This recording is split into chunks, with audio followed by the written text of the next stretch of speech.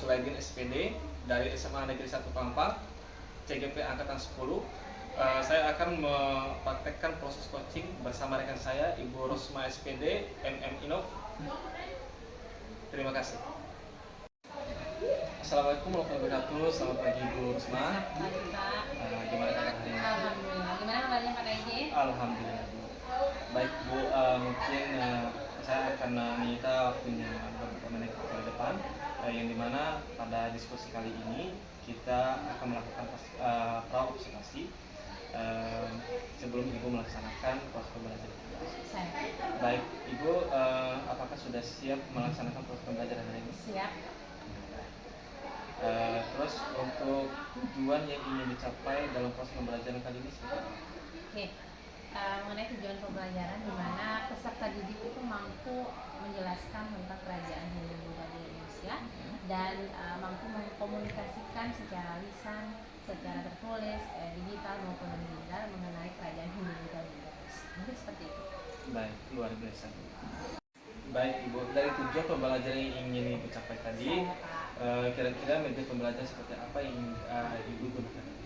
Oke Pak, kalau berbicara mengenai media pembelajaran yang akan saya gunakan itu karena disesuaikan dengan materi yang akan saya sampaikan mengenai kerajaan Hindu-Buddha. Saya akan menayangkan PowerPoint kepada anak-anak untuk melihatkan gambar-gambar tentang kerajaan-kerajaan Hindu-Buddha yang ada di Indonesia. Mungkin seperti itu Pak. PPT-nya PowerPoint-nya. Baik, dari media pembelajaran yang Ibu gunakan yaitu menggunakan PowerPoint sebagai bantuan untuk Ibu dalam proses pembelajaran. Jadi strategi pembelajaran seperti apa lagi yang Ibu mau terapkan nanti? Oke. Kalau untuk strateginya sih Pak, karena tadi materi yang disampaikan sudah menggunakan PowerPoint. Strateginya itu karena saya menggunakan model pembelajaran problem based technique. Jadi anak-anak itu akan saya bagi kelompok dalam beberapa kelompok.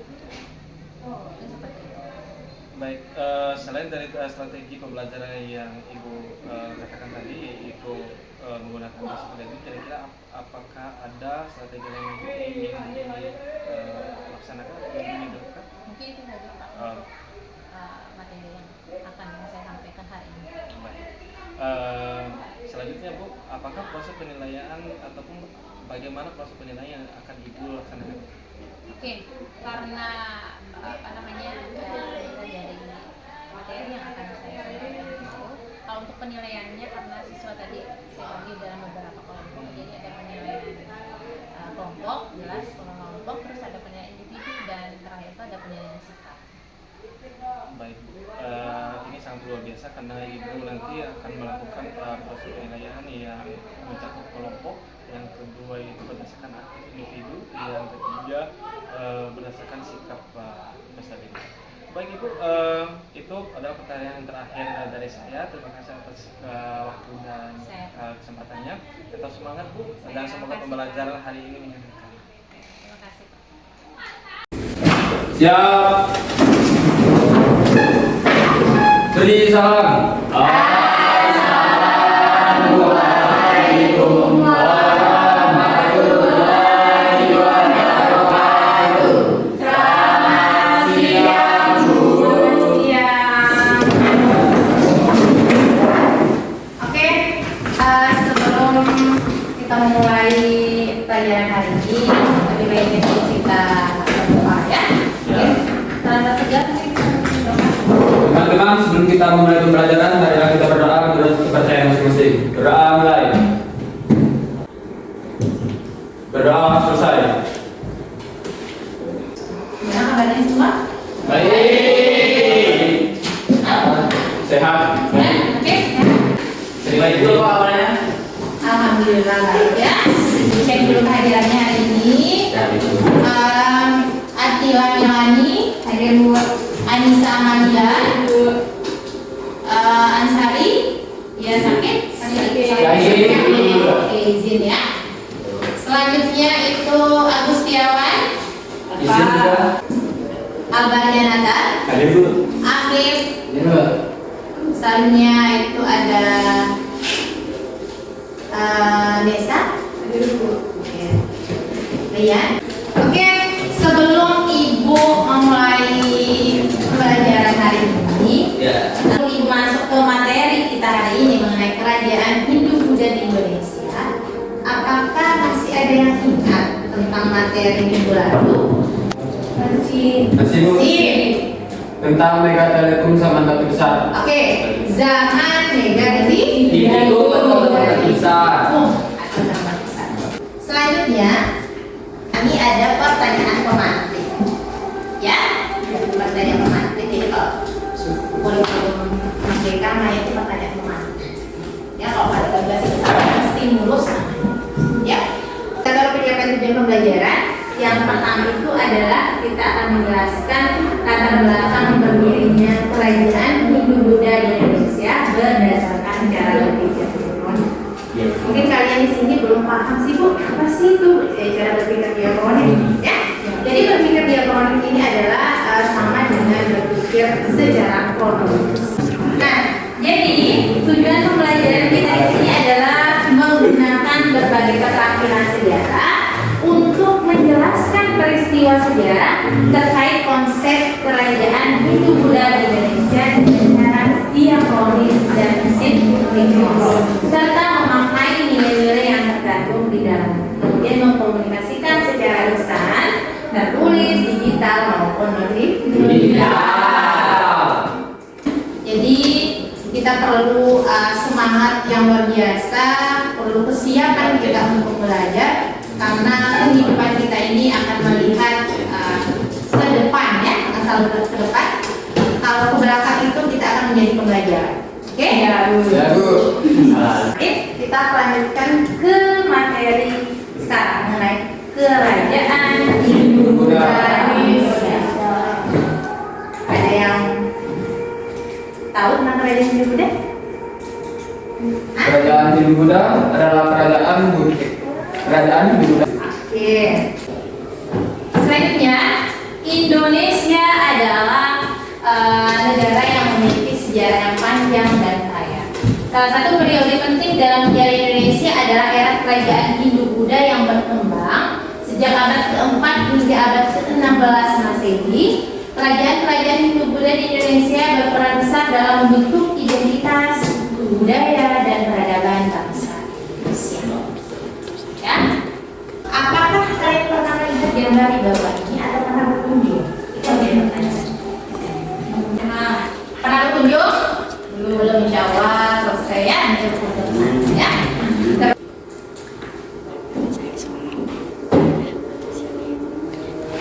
Selanjutnya, awal mula kerajaan Hindu-Buddha di Indonesia tidak dapat dilepaskan dari pengaruh India dan hubungan dagang antara wilayah Nusantara dengan negara-negara lain, terutama India, Tiongkok, dan Timur Tengah. Nah, selanjutnya itu ada teori masuknya agama Hindu dan Buddha ke Indonesia. Yang pertama, ini ada teori kesatria namanya ya.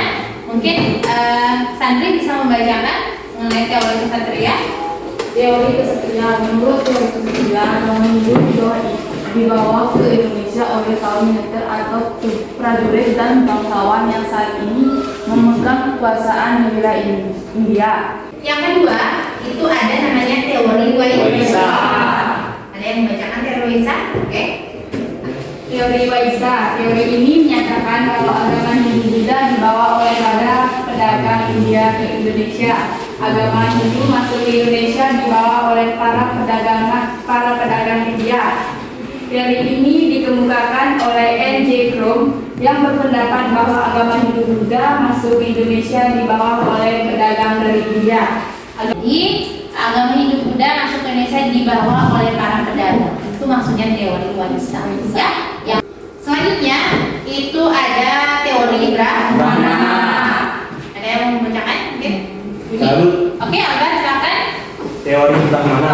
Teori Brahmana pertama kali dikemukakan oleh J.C. Pence. Teori ini menyatakan bahwa agama Hindu-Buddha dibawa oleh kaum Brahmana dengan dua cara, yaitu kaum Brahmana dari India diundang Raja-Raja Indonesia dan kaum Brahmana datang dari India bersama para pedagang ke Nusantara. Oke, ini mengenai teori Brahmana.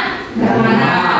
Teori arus balik yaitu teori yang dikemukakan oleh FDK Bos menyatakan bahwa agama Hindu Buddha dibawa oleh orang Indonesia yang pergi belajar ke India, dan ketika kembali dari India mereka menyebarkan agama Hindu Buddha ke Indonesia. Di hari ini Ibu itu akan membagi kelompok. Ada nanti Ibu akan membagikan RKPD, ya. Membagikan RKPD kalian, dan kalian itu mendiskusikan dengan teman kelompoknya. Oke, dari sudah bagian kelompok. Ini Ayuni dengan temannya ini berbaris ini dah yang menjadi kelompok, ya. Ya. Ini membagikan RKPD-nya.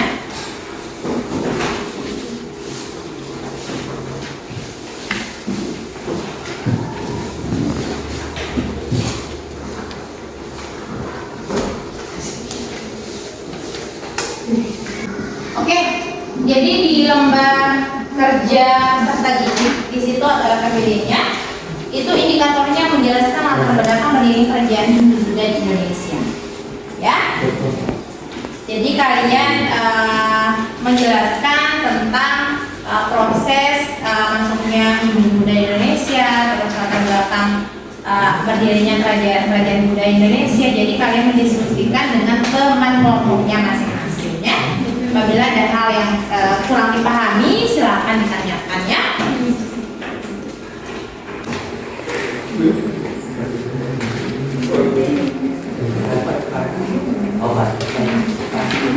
Oke, kita akan didiskusikan. Mungkin ada sesuatu dari yang lain.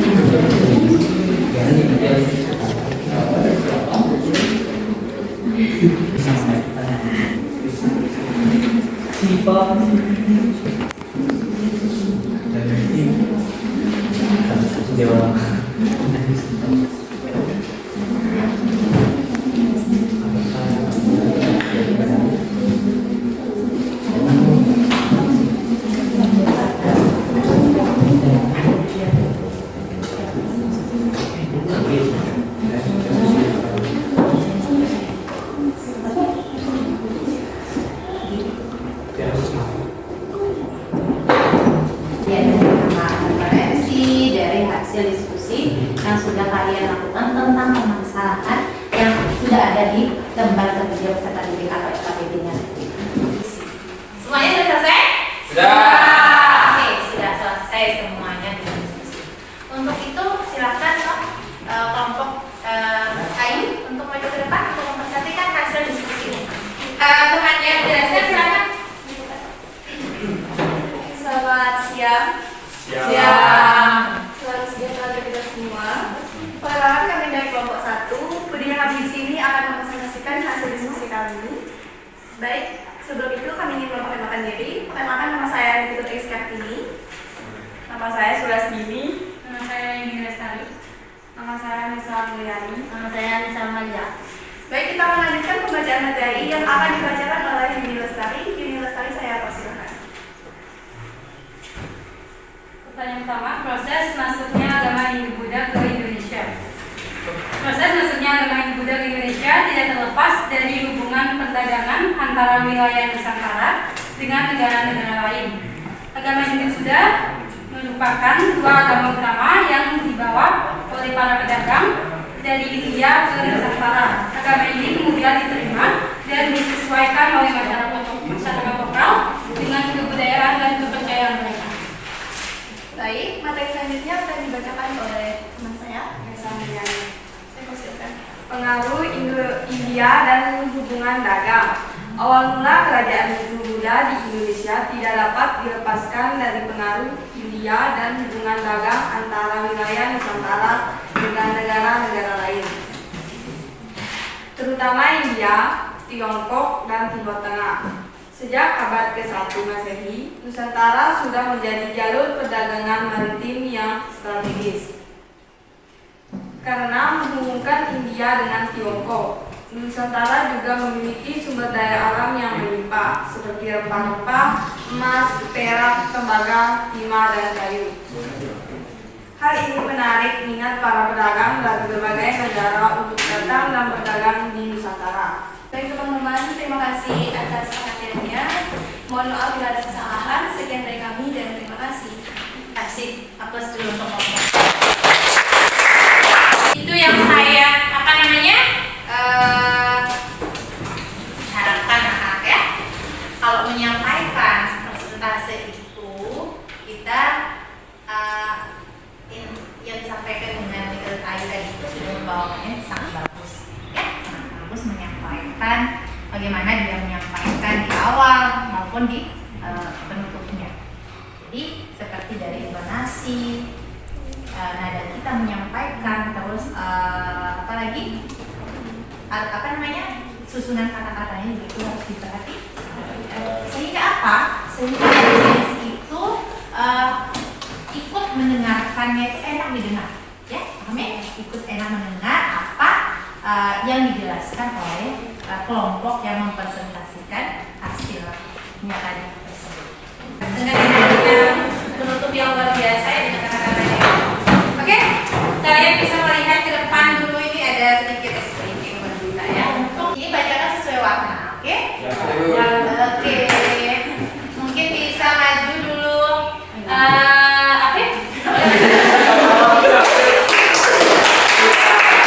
Bacakan sesuai warna di depan sini. Oke ya? Oke, bacakan. Oke, bacakan. Oke. 7.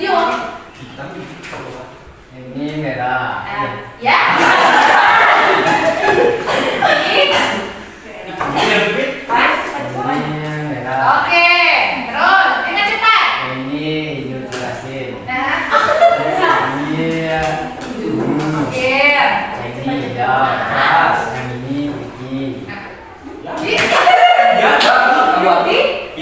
Abu-abu. Terus. Yang ini kuning. Ya. Yang ini hijau-hijau. Yang ini biru keras. Lebih cepat lagi sekali lagi. Sekali lagi yang cepat. Merah. Hijau jelasin. Hijau. Abu-abu. Kuning. Hijau. Biru. Oke. Hijau keras, abu-abu, kuning, hijau muda, biru keras. Oke, masih ya. Ternyata dibandingkan Albar itu Afif yang lebih masih otaknya kan masih. Asa cepat ibu. Oke. Mas Priani. Assalamualaikum warahmatullahi wabarakatuh. Waalaikumsalam warahmatullahi wabarakatuh. Hadirnya kali di sini akan mempresentasikan materi pada minggu lalu. Sebelumnya perkenalkan, saya Ilham Yani. Saya Ibu Sudari. Saya Sandri Fitria. Saya Isa. Baik, terima kasih. Untuk materinya akan dibacakan oleh teman kami, Ustaz Dayanti. Kepada Ustaz Dayanti kami persilakan. Pengaruh India dan hubungan dagang. Awal mula kerajaan Hindu Buddha di Indonesia tidak dapat dilepas dari pengaruh India dan hubungan dagang antara wilayah Nusantara dengan negara-negara lain, terutama India, Tiongkok, dan Timur Tengah. Sejak abad ke-1 Masehi, Nusantara sudah menjadi jalur perdagangan maritim yang strategis karena menghubungkan India dengan Tiongkok. Nusantara juga memiliki sumber daya alam yang melimpah. Agama Hindu dan Buddha merupakan dua agama utama yang dibawa oleh para pedagang dari India ke Nusantara. Agama ini kemudian diterima dan disesuaikan oleh masyarakat lokal dengan kebudayaan dan kepercayaan mereka. Agama Hindu yang berkembang di Nusantara adalah aliran Vaishnava, yaitu pemuja terhadap Dewa Wisnu sebagai dewa utama. Agama Buddha yang berkembang di Nusantara adalah aliran Mahayana, yaitu ajaran yang menekankan pada keselamatan semua makhluk hidup. Pengaruh India juga tampak pada aspek-aspek lain, seperti bahasa, sastra, seni, arsitektur, sistem pemerintahan, hukum, dan tata cara. Bahasa Sanskerta menjadi bahasa resmi kerajaan-kerajaan Hindu-Buddha di Indonesia. Sastra-sastra klasik India seperti Ramayana, Mahabharata, Purana, dan Tantrisme menjadi sumber inspirasi bagi karya-karya sastra lokal. Seni-seni rupa dan pertunjukan yang juga banyak mengambil motif-motif dari cerita-cerita India. Sekian dari saya. Terima kasih kepada saudari Sandrati dan Santri Divya. Selanjutnya kami membuka sesi tanya jawab kepada kelompok yang ingin bertanya. Kami persilakan. Oke, Anissa, silakan. Saya dari kelompok 1. Semua orang. Assalamualaikum warahmatullahi wabarakatuh. Waalaikumsalam warahmatullahi wabarakatuh. Perkenalkan nama saya Abdul dari kelompok 3. Saya mau tanya, bagaimana pengaruh India terhadap aspek lain yang Anda jelaskan? Bagaimana? Bagaimana pengaruh India terhadap aspek lain Maksudnya gimana? Ada yang Anda jelaskan? aspek lain yang ada. Aspek yang mana tadi kalian jelaskan? Oke, mungkin masih tinggal satu orang mungkin pertanyaan lagi. Oke, Yun. Yang terakhir ya. Apakah yang mendasari dari kelompok 1? Ayo. Negara-negara mana saja yang melakukan hubungan dagang di Nusantara? Pada masa ini juga ya. Masa ini.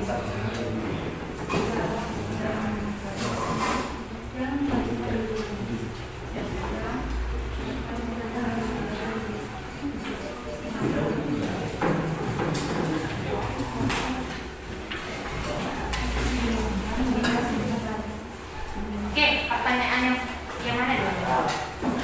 Silakan.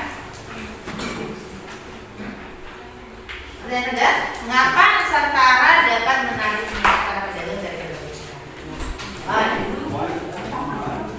Oke, Saya menjawab pertanyaan dari kelompok 1. Aliran apa yang berkembang pada kerajaan bercocok dengan Buddha? Ya, di sini ada 2 aliran terbesar dalam agama Buddha adalah Buddha Mahayana dan Buddha Theravada atau Hinayana. Keduanya memiliki persamaan tentang tujuan agama untuk melepaskan umat manusia dari yang dijelaskan. Oh, berarti tadi ada kan Anda menjelaskan aspek tersebut di dalam hasil diskusi kamu. Pengaruh India juga tampak pada aspek-aspek lain seperti bahasa, sastra, seni, arsitektur, sistem pemerintahan, hukum, dan tata cara. Bahasa Sanskerta menjadi bahasa resmi kerajaan-kerajaan Hindu-Buddha di Indonesia.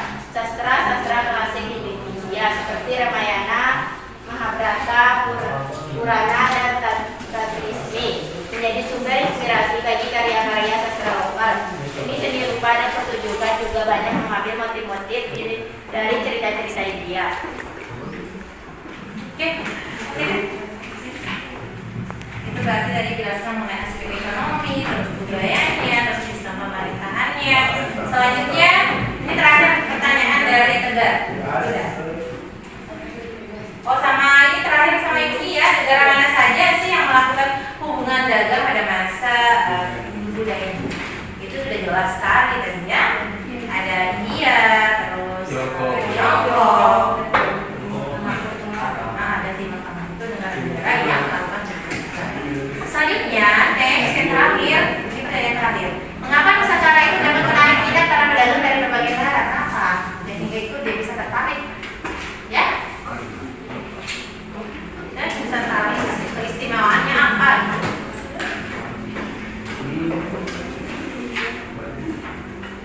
Presentasi kami, jika ada ucapan yang kurang berkenan dari teman-teman, kami mohon maaf. Wabillahi taufiq wal hidayah. Wassalamualaikum warahmatullahi wabarakatuh. Waalaikumsalam warahmatullahi wabarakatuh. Oke, luar biasa sekali ya dari kelompok 1, kelompok 2, kelompok 3 dari juga pertanyaan-pertanyaan dari teman-teman yang sudah banyak memberikan pemahaman bagaimana proses masuknya maupun latar belakang dari berdirinya kerajaan. Nah, ada pertanyaan yang menarik, dan mengapa sih Nusantara itu dapat menarik minat para pedagang dari berbagai negara? Kenapa? Ya, itu sudah jelas karena tadi itu adalah jalurnya yang strategis, terkenal dengan kemarin kita juga, terus dengan kayanya Nusantara itu dengan sumber daya alamnya yang strategis dengan kekayaan sumber daya, sehingga itu mereka itu menarik untuk datang ke Nusantara. Sampai sini paham ya? Nah, untuk itu dari diskusi yang sudah kalian lakukan, dari berbagai macam literatur yang sudah kalian temukan, referensi yang sudah kalian temukan tadi itu sudah menambah banyak sekali pemahaman dan wawasan, karena kalian itu sudah mampu berliterasi dengan baik. Semoga ini akan menjadi suatu pembelajaran yang untuk kalian, tentunya untuk kita semua yang ada di dalam ruangan ini ya. Untuk itu ada yang ingin mau ditanyakan lagi mungkin dari materi yang belum kalian pahami? Saya yakin pasti kalian sudah paham. Oke? Ya. Kayaknya sudah mulai kita sudah mulai panas, jadi tapi tetap semangat semua ya. Tetap semangat.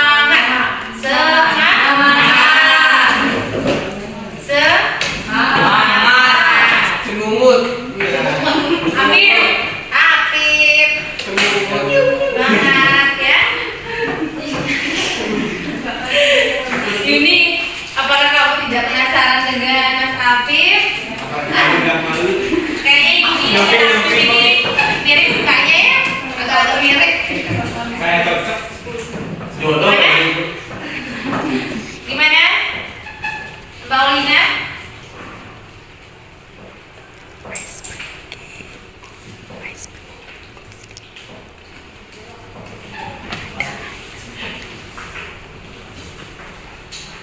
Gimana?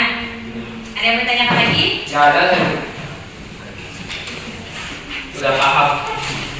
Sudah paham semua ya? Ya. Oke, kalau begitu untuk menutup pembelajaran kita ini, kita berikan sekali lagi dulu agar kita tetap menutup kegiatan belajar dengan semangat. Ya, Sandria, semuanya berdiri. Semuanya berdiri. Oke?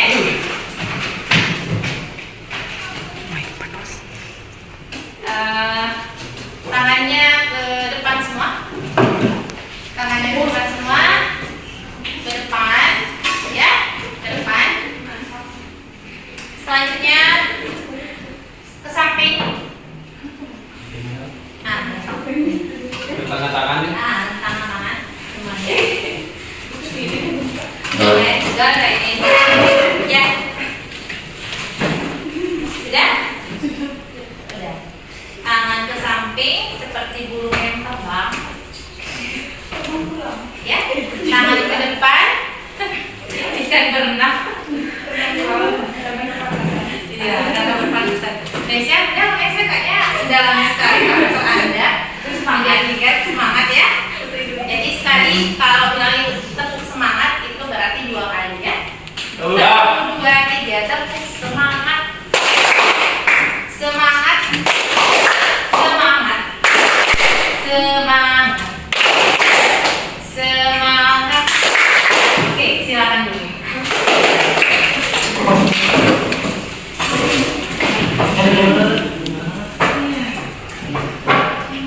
Oke, untuk itu sebelum kita menutup pembelajaran hari ini, itu saya harapkan bisa memahami materi yang disampaikan tadi, terus presentasinya juga mengenai permasalahan-permasalahan yang sudah kita bahas, yang sudah dipresentasikan, yang sudah menjadi pertanyaan dan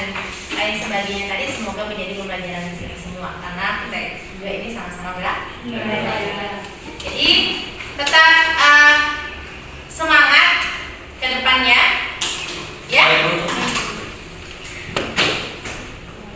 Tetap semangat ke depannya. Semoga kalian itu menjadi insan yang selalu memberikan harapan-harapan dan akan mencapai capaian yang terbaik. Amin. Untuk itu sebelum kita tutup pembelajaran hari ini, kita mungkin salah satunya memimpin doa. Teman-teman, sebelum kita Siapkan dulu toh, siapkan dulu. Siap. Siapkan, terus berdoa.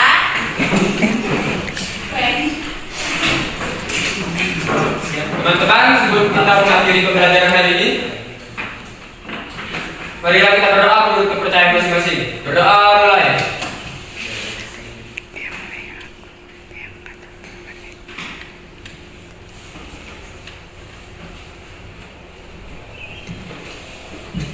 Berdoa selesai.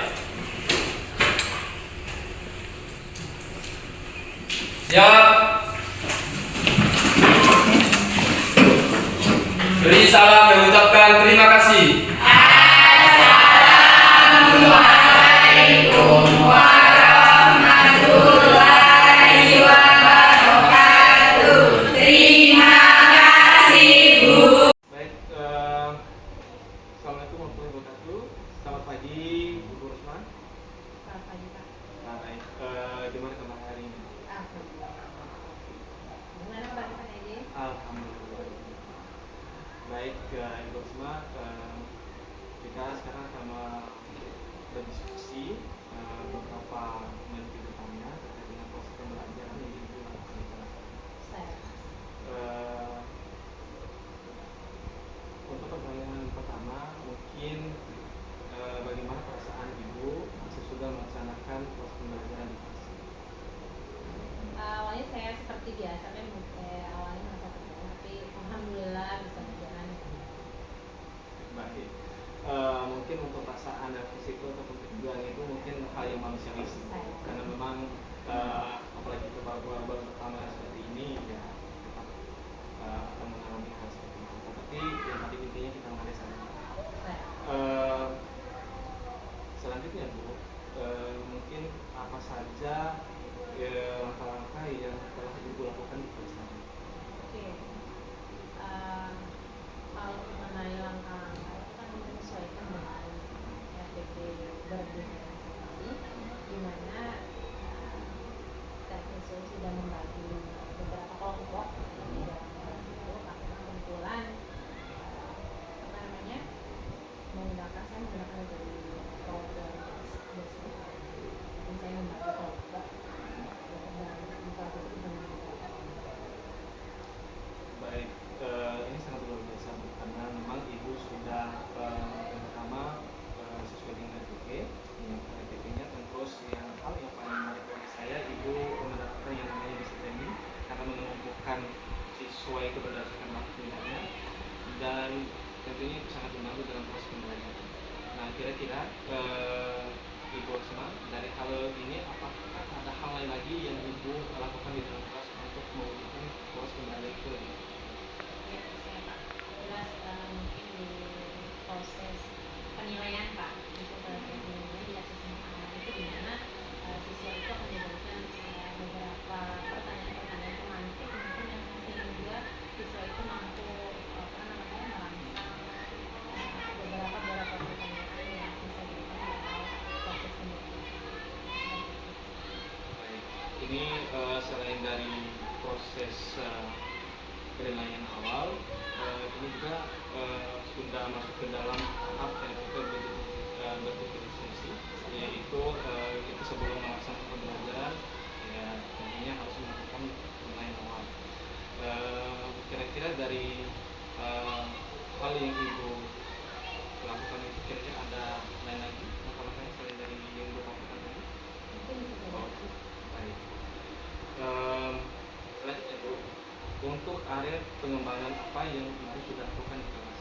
Ya, baik Pak. Untuk area pengembangan itu ada pengetahuan dan keterampilan. Di mana area pengetahuan itu siswa itu mampu menjelaskan